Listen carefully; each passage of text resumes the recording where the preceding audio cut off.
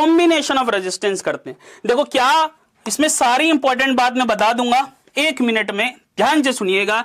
सबसे पहली बात, R1 R2 R3 रजिस्टर को अगर एक के बाद एक लगाया जाए तो इस कॉम्बिनेशन को हम बोलते हैं सीरीज कॉम्बिनेशन। ध्यान हमको रखना है, सीरीज कॉम्बिनेशन में हर रजिस्टर के अक्रॉस करंट सेम रहता है। क्या सेम रहता है? करंट। और पैरेलल में सर एक, दूसरा नीचे, तीसरा नीचे, यानी पैरेलल आर्म्स आपको देखने को मिलती हैं। और यहां पर क्या सेम रहता है सर? हर रजिस्टर के अक्रॉस पोटेंशियल सेम होगा। देखो होता यह है, करंट आता है भागता भागता और जैसे ही यहां पर मिलता है वो बढ़ जाता है I1 में, I2 में और I3 में। तो तीनों आर्म्स में करंट अलग है लेकिन पोटेंशियल सेम रहेगी। याद कैसे करें sir? P for parallel, P for potential. Parallel में पोटेंशियल सेम रहेगा। जब हम तीनों का रेजिस्टेंस निकालेंगे, यानी टोटल रेजिस्टेंस अगर हमको कैलकुलेट करना है तो क्या हो जाएगा भाई? तीनों को प्लस कर दो।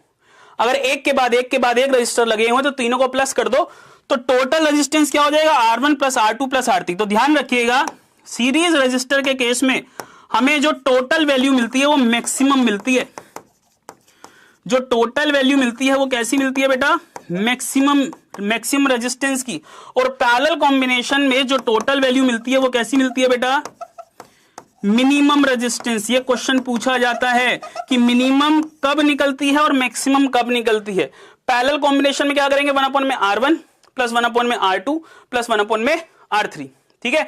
In parallel current is different. बहुत बढ़िया, पैरेलल करंट डिफरेंट रहेगा, पोटेंशियल सेम रहेगा। और ये बेटा फॉर्मूला बिल्कुल ध्यान से 1 में R1 प्लस 1 में R2 प्लस 1 में R3 रहेगा।